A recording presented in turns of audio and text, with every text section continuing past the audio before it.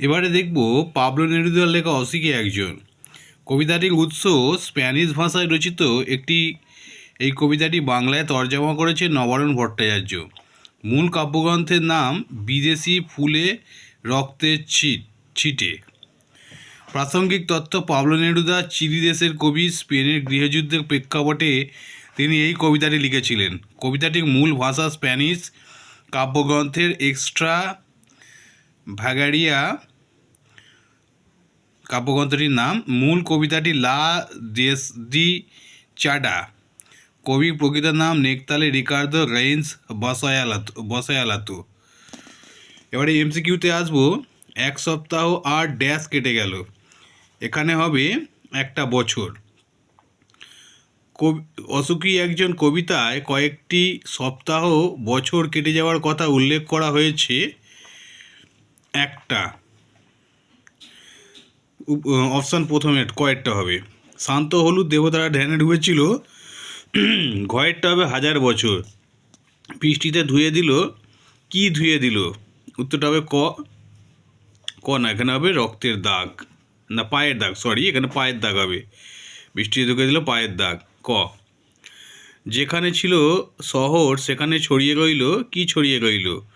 ওটা ক্ষয়েরটা হবে কাঠকয়লা। তারপর যুদ্ধ এলো আগ্নেয় পাহাড়ের মতো, খ। অসুখী একজন কবিতায় কার মৃত্যু হয়নি? ওটা হবে ক, সেই মেয়েটির মৃত্যু হয়নি। কালো দাগ কিসের? উত্তর হবে গ, রক্তের। তারা আর স্বপ্ন দেখতে পারল না, কারা স্বপ্ন দেখতে পারল না? উত্তর হবে গ, শান্ত হলুদ দেবতারা।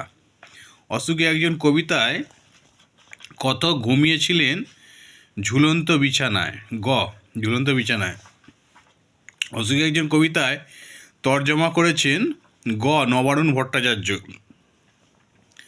ধরে গেল আগুন, কোথায় আগুন ধরেছিল? গ, সমস্ত সমতলে। আমি চলে গেলাম দূর দূরে, গ এর অপশানটা হবে। অসুখী একজন কবিতা অনুসারে কারা খুন হয়েছিল? উত্তরটা হবে গ, শিশু ও বাড়িরা। যুদ্ধের আগুনে যে বাদ্যযন্ত্রটি নষ্ট হয়েছিল এটি হবে জলতরঙ্গ নষ্ট হয়েছিল। একটা কুকুর চলে গেল হেঁটে গেল, ঘ, গির্জার এক নান। সে জানতো না, সে কি জানতো না? কথক আর কখনো ফিরে আসবে না, ক্ষয়ের অপশানটি হবে। অসুখী একজন কবিতায় যে কালো দাগটির কথা বলা হয়েছে তা হলো খ, রক্তের।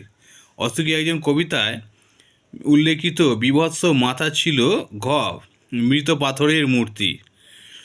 পরপর পাথরের মতো নেমে এলো, গ, বছরগুলো আর কি, সময়ের কথা। ঘাস জন্মালো কোথায়? গ, রাস্তায়। সেখানে ছড়িয়ে রইল কাঠকয়লা ছড়িয়েছিল, খ, যেখানে ছিল শহর সেখানে ছড়িয়ে রইল কাঠকয়লা। অপেক্ষারত মেয়েটির মাথার ওপর বছরগুলি নেমে এসেছিল, এর অপশানটা হবে ঘ, পরপর পাথরের মতো। মিষ্টি বাড়িটির কোথায় ঝুলন্ত বিছানাটি ছিল? গ, বারান্দায়। কথক বিদায় নেওয়ার সময় অপেক্ষারত মেয়েটি দাঁড়িয়েছিল, ঘ, দরজায়। অসুখী একজন কবিতায় দেবতাদের বিশেষণ দেয়া হয়েছে, উত্তরটা হবে গ, শান্ত হলুদ। পাবলো নেরুদা ছিলেন চিলিয়ান কবি ও রাজনীতিবিদ। চিলিয়ান অর্থাৎ চিলি দেশের কবিকে চিলিয়ান কবি বলা হচ্ছে। অপেক্ষায় দাঁড় করিয়ে রেখে দরজায় কথক দাঁড় করিয়ে রেখেছিলেন, গ, মেয়েটিকে। উল্টে পড়ল মন্দির থেকে টুকরো টুকরো হয়ে, কারা উল্টে পড়েছিল? উত্তরটা হবে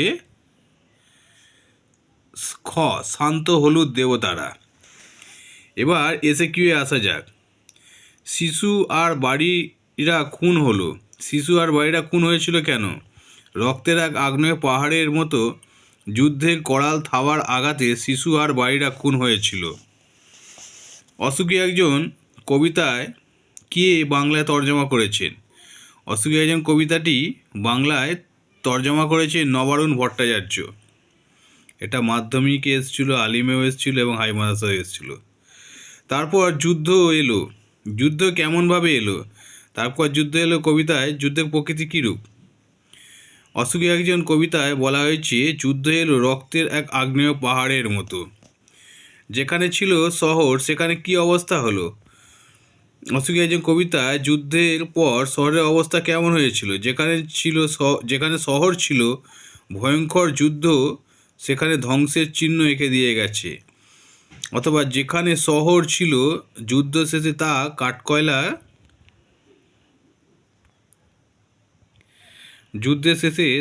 কাঠকয়লা ঘেরা শ্মশানে পরিণত হয়েছিল।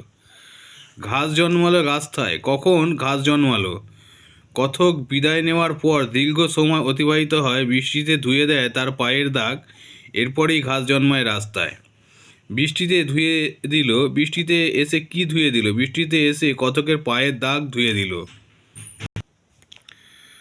অসুখী একজন কবিতায় কবি তাকে কোথায় দাঁড় করিয়ে রেখেছিলেন? কবি তাকে অর্থাৎ তার প্রেমিকাকে বা প্রেয়সীকে দরজায় দাঁড় করিয়ে রেখেছিলেন। অপেক্ষায় দাঁড় করিয়ে রেখে দরজায় কে কাকে দাঁড় করিয়ে রেখেছিলেন? অসুখী একজন কবিতায় কথক তার প্রিয়জনকে বা প্রিয়তমাকে দাঁড় করিয়ে রেখেছিলেন। অসুখী একজন কবিতায় কোন মূল ভাষায় রচিত? অসুখী একজন কবিতাটি স্প্যানিশ ভাষায় রচিত হয়েছিল। অসুখী একজন কবিতায় কবি পায়ের দাগ কিসে ধুয়ে গিয়েছিল? অসুখী একজন কবিতায় কবির পায়ের দাগ বৃষ্টিতে ধুয়ে গিয়েছিল। আর তারা স্বপ্ন দেখতে পারল না। কারা স্বপ্ন দেখতে পারল না? মন্দিরের ধ্যানমগ্ন শান্ত হলুদ দেবতারা আর স্বপ্ন দেখতে পারল না। সে জানতো না, কে কি জানতো না? কথক যে আর ফিরে আসবে না এই কথাটি অপেক্ষারত মেয়েটি জানতো না। নেমে এলো তার মাথার ওপর কি নেমে এসেছিল? অপেক্ষারত মেয়েটির মাথার ওপর একটার পর একটা পাথরের মতো বছরগুলো নেমে এসেছিল। সেই মেয়েটির মৃত্যু হলো না। কোন মেয়েটির মৃত্যু হলো না? প্রিয়জন বিদায় নেওয়ার পর যে মেয়েটি দীর্ঘক্ষণ অপেক্ষার প্রহর গুনছিল সেই মেয়েটি তথা কথকের প্রেমিকার মৃত্যু হলো না।